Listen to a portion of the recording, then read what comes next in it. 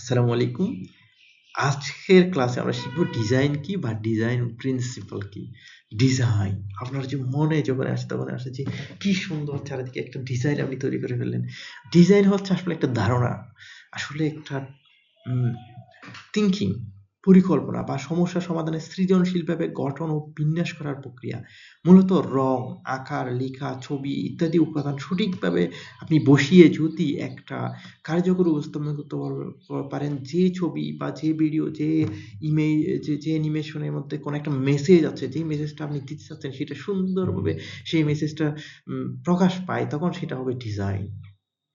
Design principal বা ডিজাইনের নীতি হলো যে প্রিন্সিপাল বা যে নীতিসমূহ অনুসরণ করে একটি ডিজাইনকে সুন্দর, ভারসাম্যপূর্ণ ও কার্যকর করা হয়।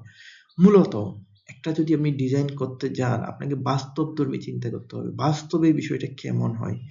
আপনি যখন কোনো একটা ডিজাইন দেখেন, আপনি ১ম এ সেটাকে আপনি কল্পনার মধ্যে নিতে পারেন। ডিজাইনের প্রিন্সিপাল হচ্ছে এমন কিছু নীতি যে নিয়মগুলো অনুসরণ করলে একটা ডিজাইন অটোমেটিক্যালি সুন্দর হয়ে যায়। ধন্যবাদ সবাইকে।